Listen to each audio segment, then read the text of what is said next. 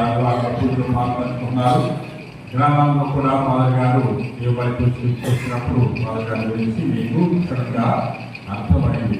అనేక పూజ విధానాల ద్వారా, అనేక ప్రసంగాల ద్వారా, ఆయన యొక్క పాటల ద్వారా, ఆయన యొక్క మాటల ద్వారా ఆయన ఏంటో మీకు చెప్పవలసిన అయినా ఫాదర్ గారి ఇన్ని రోజులు సంవత్సరం పాటు మనకు ఆధ్యాత్మిక సేవలు చేసిన తరుణంలో ఫాదర్ గారి గురించి చెప్పడము చాలా చాలా సముచితము, మంచిది అని నేను తలిచాను. కాబట్టి ఫాదర్ గారి గురించి మీకు తెలియని విషయాలను తెలియజేస్తున్నాను. వారు మన విషయానికి వచ్చి సంవత్సరం అయింది, సంవత్సరం ముగిస్తుంది. అవునా? ఫాదర్ గారు ఆయన విశ్వాసంలో పాఠాలు నేర్చుకున్నది ఎట్లా తెలుసా? గుణదల విధానంలో. గుణదలం మరియ తల్లి పాద పద్నాల చెంత తాను జన్మించాడు. అట్లా విశ్వాసంలో తాను ఎదగడం ప్రారంభించాడు. తన యొక్క తల్లిదండ్రులు గొప్ప విశ్వాసం, ఇద్దరు గవర్నమెంట్ జాబ్ వాళ్ళు. నాన్నగారు చాలామంది పెద్ద పెద్ద మాస్టర్, హై స్కూల్ మాస్టర్కి ఆయన గురువు. బిషప్ గార్సి హై స్కూల్లో తాను హై స్కూల్లో తాను మాస్టర్ గారు చేశారు. అలాగే తల్లి గారిని కూడా గవర్నమెంట్ హాస్పిటల్లో తాను మంచి గవర్నమెంట్ జాబ్కు నిర్వహించే తయారయ్యారు. ఫాదర్ గారిని తెలుసుకున్నారు. చిన్ననాటి నుండి తాను విశ్వాసంలో ఎదిగారు కాబట్టి చిన్నప్పుడే తాను గుణదల పుణ్యక్షేత్రానికి ప్రతిరోజు ప్రతి ఆదివారం అక్కడి నుంచి గురువు అవ్వాలనే ప్రేమ పొందుతున్నారు. తల్లిదండ్రుల యొక్క అనుమతితో, తల్లిదండ్రుల యొక్క ప్రోత్సాహంతో తాను సెమినరీలో చేరి గురు విద్యను అభ్యసించారు. గురు విజ్ఞాన దశలో కూడా తాను తన యొక్క ప్రతిభను కనబరిచారు.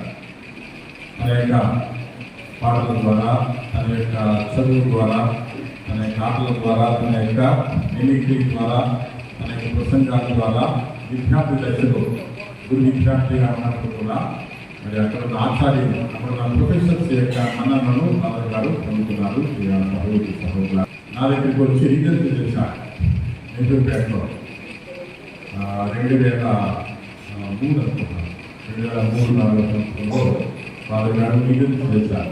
అప్పుడే ఆయన ప్రతిభగా తెలిసిపోయారు. అక్కడ సుమారు 89 మంది పిల్లలు ఉంటే ఆ పిల్లలకు వాడనిగా రీసెన్సీగా ఫాదర్ గారు చేసేవారు. ఒకసారి పండుగ వచ్చింది.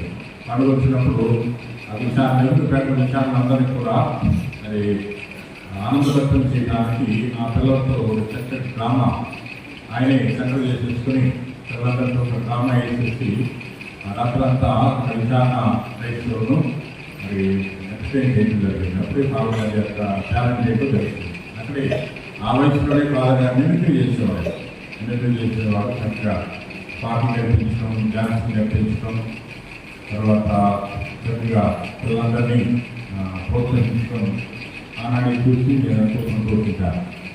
తర్వాత 2003 ఫాదర్ గారు ఈ యొక్క ఏజెన్సీ పూర్తి చేసుకున్న తర్వాత సెమినరీలో తాను థియాలజీ పూర్తి చేసుకుని తాను గురువుగా శిక్షణ అయిన తర్వాత చాలా చోట్ల పనిచేశాను.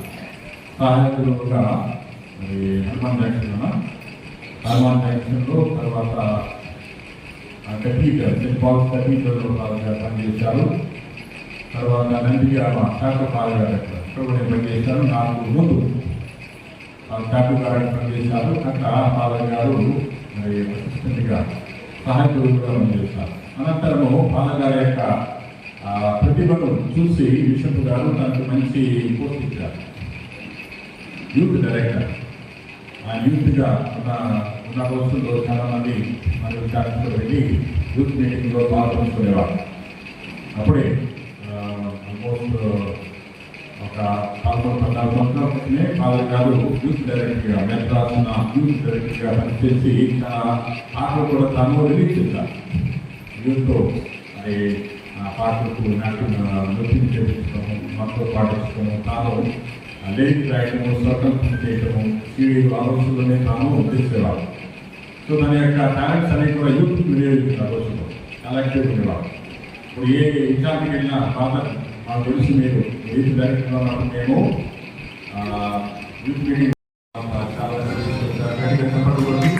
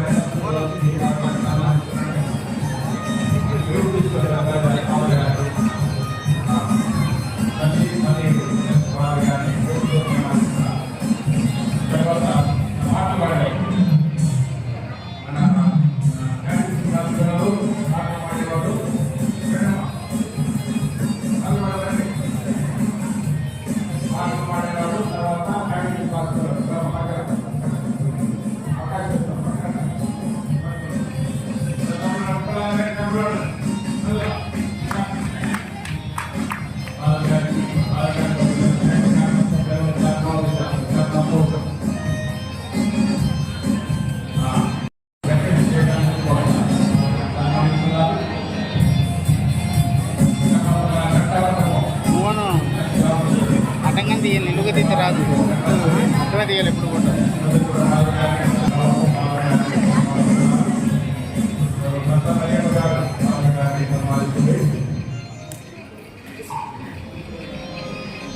తర్వాత మన ఆస్థాన కార్పెంటర్ వస్తున్నాడు. స్త్రీలు మన దేవాలయం ఏ అవసరం ఉన్న సరే కానీ చక్కగా ఫ్రీగా చేయాల్సి ఉంటారు. వాళ్ళకి సంబంధించడానికి ఒక గౌరవం వస్తున్నారు.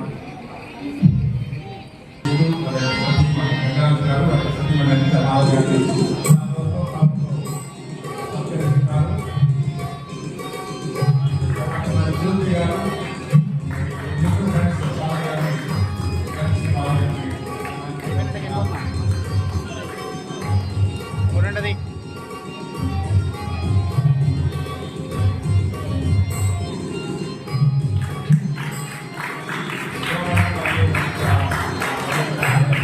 కొట్టు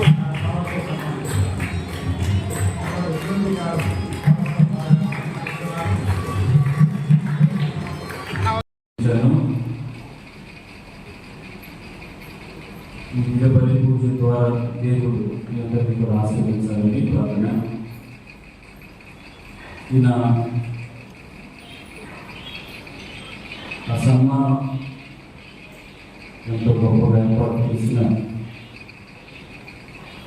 విచారణ గురువులు స్వామికి నా హృదయపూర్వక ధన్యవాదాలు తెలియజేస్తూ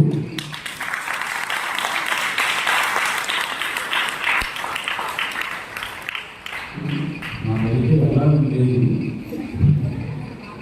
అని ఎలా తప్పదు. ఇమోషనల్ అయితే మనం మాట్లాడాలి, ఇమోషనల్ అయితే మాట్లాడాలి, ఏడుపుగా లేదు, ఏడవడం మాట్లాడాలి.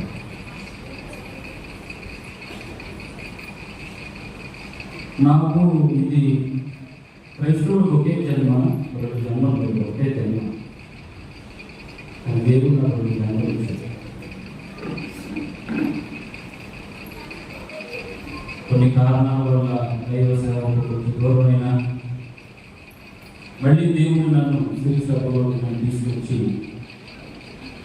మళ్ళా నేను నా గురుత్వ సేవలు కొనసాగించేటటువంటి వరాన్ని దేవుడు మళ్ళీ నాకు ఇచ్చాడు.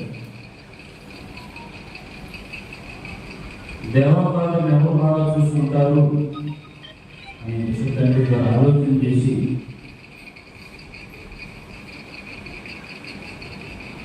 ఒకే ఒక సందర్భంలో ఇద్దరు గురువులను అడిగితే ఇద్దరు ముగ్గురు కూడా కొన్ని కారణాల వల్ల మీరు చేసుకుంటారని చెప్పిన ఆవిడ అడిగినప్పుడు మంచి మనసుతో తల్లి గారు తప్పకుండా పంపించండి చూసుకుంటాను తండ్రి గారికి మాటించి మీరు ఇచ్చిన రోజు నుంచి సంవత్సరం పాటు నన్ను ఎంతో ప్రేమగా చూసుకున్నాను.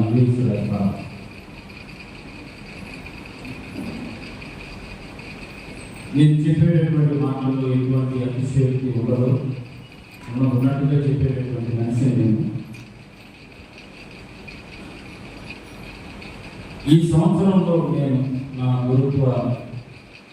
గురు వార్షికోత్సవ రోజుల్లో నేను చెప్పాను, ఈ సంవత్సరంలో నన్ను లూయిస్ రాజు గారు ప్రేమించినట్టుగా నేను ఎవరో ప్రేమించలేదు. లూయిస్ రాజు గారు నన్ను ప్రేమించినట్టుగా నా ఇంటి వారు కానీ నా బంధువులు కానీ నా తెలిసి ఎవరు ప్రేమించారు. ఎందుకంటే నన్ను ఎవరో ఒకరు చూసుకోవాలి, అది నా లోపం. నన్ను ఎవరో ఒక కంట పెట్టుకొని ఉండాలి. ఇప్పుడు కావాలి తెలుసు. సంవత్సరం పాటు ఆయన నేను టిఫిన్కి రాకపోయినా, ఎవరు టిఫిన్ చేసేవా లేదు, అన్నం తిన్నావా లేదు, లేచావా లేదు, ఎప్పుడు వస్తున్నావా, భోజనానికి వస్తున్నావా లేదు, కోరుకున్నావా లేదు, ఇన్ని ప్రశ్నలు బహుశా ఒక తల్లి మాత్రమే అడిగింది నాకు తెలుసు. అదే నిజమైతే ఆయన తల్లి అంటూ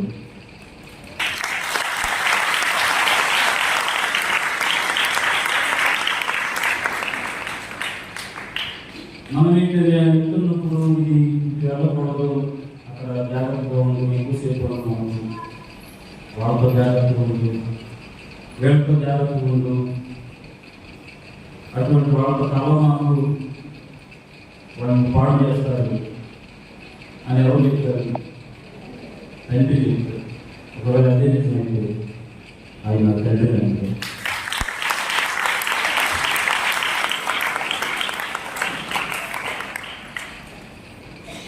సరదాగా బయటకు వెళ్దాం, చక్కగా ఇంటూ పుణ్యక్షేత్రంలో తిరిగి వద్దాం. ఆవిడగా నేను ఎప్పుడు కూడా సినిమా థియేటర్కి వెళ్తాం, పార్కులకు వెళ్తాం, హోటల్స్ వెళ్తాం, ఎప్పుడు చూడలేదు. నేను ఆధ్యాత్మికమైనటువంటి ప్రదేశాలకు తీసుకెళ్ళి స్పిరిచువల్ ఎక్స్పీరియన్స్, దేవుడు అంటే ఎంత గొప్ప అని ఒక తోటి గురువుగా, స్నేహితుడిగా ఉండి ఇలాంటి మాట ఎవరు చెప్తారంటే స్నేహితుడు. అదే నిజంగా స్నేహితుడు ఇలా పోతూ ఉంటే ఇక నేను ఆయనకి ఏ నామాలు పెట్టాలి నాకే తెలియదు. తన సంవత్సరం పాటు నన్ను ప్రేమించి, నన్ను ఆదరించి, నన్ను భరించి, నేను ఏ తప్పుడు చేయకుండా, నా ఆరోగ్యం పాటు చూసుకోకుండా సంవత్సరం పాటు ఎక్కడికి వెళ్ళినా కూడా ఫాదర్ గారు వెంటనే వచ్చేసి నేను బాగున్నాను నేను తీసుకున్న గురువు తీసుకెళ్తాను. నిన్నటి రోజులు కూడా నేను బిషప్ తండ్రి గారితో దాదాపు 38-40 నిమిషాలు మాట్లాడాను. బిషప్ తండ్రి గారు 40 నిమిషాలు నాతో మాట్లాడారు. ఫాదర్ గారి గురించి చక్కగా చెప్పారు బిషప్. దేవా మీ గురించి బాగా చెప్పారు. ఈ రోజుల్లో మన గురించి, మన కుటుంబాల గురించి మంచి మాట్లాడేవాళ్ళు అనుకున్నాను. నా గురించి ఎంతో మంచిగా చెప్పి త్వరలో నేను విచారణ గురువుగా అవ్వటానికి నాకు దారి ఇచ్చినటువంటి మహానుభావుడు వేస్తారు. అటువంటి కాదు, అందరినీ వదిలిపెట్టడం లేదు. మనం ప్రాణంగా చూస్తున్నటువంటి వారిని వదిలి వెళ్ళటం లేదు. నేను రేపు గురించి ఆలోచించుకోవాలి. రేపు టిఫిన్ చేసేవాళ్ళని అడిగేది ఎవరు? అక్కడ గురువు అడుగుతాడో లేదు నాకు తెలియదు. కానీ వలస జీవులు, మైగ్రెంట్స్, ఒక చోట నుంచి మరొక చోట నుంచి వార్త చేయడం. కానీ నాకు ఈ సంవత్సరం పాటు నేను చాలా నేర్చుకున్నా, చాలా ఆనందపడ్డాను.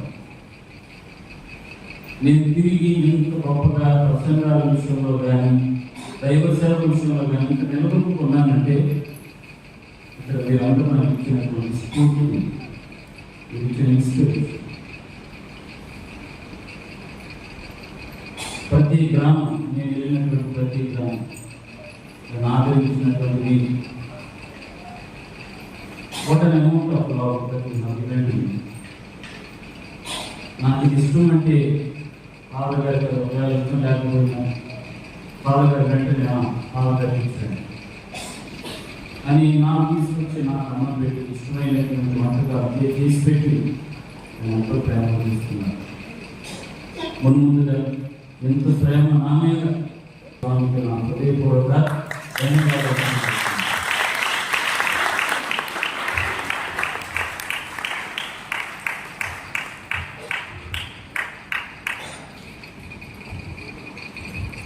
తర్వాత మాకు ట్రాన్స్ఫర్స్ అవుతాయి అన్నప్పుడు ఒక ఆయన చెప్పలేదు, స్వామి ఎప్పుడు వెళ్ళేది అని, ఎప్పుడు వెళ్ళేది అని చెప్తాను. కొద్ది కాలంలో ఇంకో కాలం వచ్చింది, ఇక్కడే వస్తుంది, ఇంకా రాలేదా అని. ఈసారి ప్రశ్న కొంచెం ఉధృతంగా ఉన్నాయి. ఫస్ట్ ఏమో ఇప్పుడు వెళ్ళేది, రెండోసారి కొంచెం ఉధృతంగా ఉంది, అయితే ఇంకా వెళ్ళలేదా, ఉద్యోగం ఇంకా తీవ్రత, ఇంకెక్కడే ఉంటారా సరే అయిపోయింది. నేను అడిగించుకోను కానీ 6 వరకు ఇది నా ఇల్లు, నేను వస్తా, నా ఇష్టం.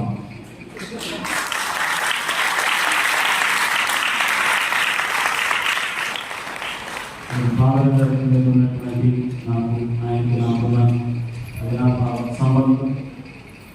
ఆరోగ్యానికి వస్తాను. ముఖ్యంగా వీళ్ళైన సహోదరి సహోదరులు ఎంతసేపు ఉన్నారు. మీరు నా మీద చూపించినటువంటి ప్రేమ, ముందుగా మన విచారంలో ఉన్నటువంటి ఉపదేశ మాస్టర్లందరికీ నా హృదయపూర్వక ధన్యవాదాలు. మాస్టర్లందరికీ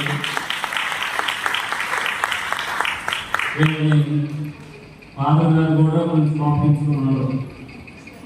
నాకు తెలుసు ఫాదర్ గారు మహాయాతో 10% కోపడి ఉంటే నేను 110% కోపడ్డాను. కాబట్టి ఏది ఒకవేళ నేను ఈ పట్ల దురుసుగా కోపంగా ప్రవర్తించుకుంటే అసలు హృదయంలో తీసుకోకుండా నేను నా మాటను గౌరవించాలని మనది. తర్వాత వాళ్ళతో మాట చెప్పడం మర్చిపోయారు. అన్న ఇక్కడ బయటకు వెళ్ళి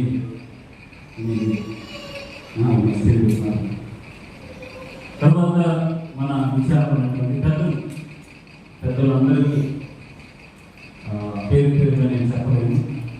ఏ పండుగ వచ్చినా కూడా వాడు కూడా నాతో ఉంది, ఫాదర్ గారిని ఇలా చేయగలని నాకు సలహాలు ఇస్తూ నాకు తోడుండి నాకు సహాయం చేసినటువంటి మన విచారణలో ఉన్నటువంటి పెద్దలకి అందరికీ కూడా నా హృదయపూర్వక ధన్యవాదాలు. అన్నేసి చూడండి అన్నట్టు ఎక్కువ చూసిన కాకుండా లేదు.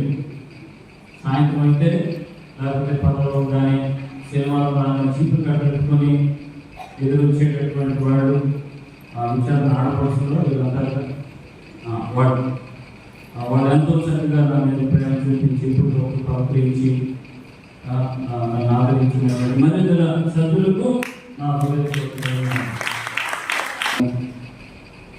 నేను వచ్చినప్పటి నుంచి వాళ్ళని నా చేతనంతో నేను స్నానం పట్టాను. మీరు స్నానం పట్టుకోండి, నేను పట్టలేదు. కాబట్టి మీరే మీ స్నానం మీరే పట్టుకోండి, మంచిగా పాడండి, ఆవిడ సహాయం చేయండి. కాబట్టి మరొకసారి గాయకు పొందడానికి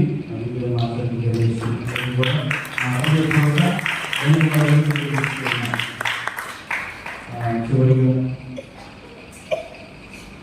యూత్ వాడు ఏ పాయింట్ వాళ్ళందరూ గ్రామాలకు ఇచ్చినటువంటి వాడు మీ అందరికీ కూడా నా ధన్యవాదాలు తెలియజేస్తూ నా కోసం ప్రార్థన చేయమని మీ అందరికీ కూడా చేస్తున్నాను. మరొకసారి ఎవరైనా మర్చిపోయింది అన్నిగా భావించకుండా నా యొక్క కృతజ్ఞతలను స్వీకరించమని నా కోసం ప్రార్థించమని అందరికీ వేడుకుంటూ సెలవు. పండుగ కొనియాడుతూ కూడా ప్రభా, మేము పాపాత్ములను కాదు, రక్షించబడిన పాపాత్ములను నీ శరీర రక్తముల చేత మా ఆత్మ పరిశుద్ధ పరపబడుతుంది. ఈ పవిత్రమైనటువంటి రోజున సర్వేశ్వరాన్ని యొక్క శరీరాన్ని మా ఆత్మకు ఆహారంగా ఇచ్చారు. ఆ ఆహారాన్ని ఈ లోక ప్రజలకు ఇవ్వడానికి ఆహారాన్ని తయారు చేసేటటువంటి చేతులను అభిషిక్తులైనటువంటి గురువు ద్వారా అందించారు. ఒక పండుగ రోజున ఒక యాజకునిగానే ఎచ్చటి నుంచి మరొక విచారానికి బదిలీ పెడుతూ ఉండగా నేను చేస్తున్న ఈ ప్రార్థన ద్వారా మా కుటుంబపేట విచారణని, సంఘాన్ని, గ్రామాలని అందరినీ కూడా ఆశీర్వదించి దీవించమని ఈ మనవులను మాకు క్రీస్తు ద్వారా చేయించున్నాము. ప్రభువు మీతో సర్వశక్తి గల సర్వేశ్వరుడు పిత పుత్ర పవిత్రాత్మను ఆశ్రయించి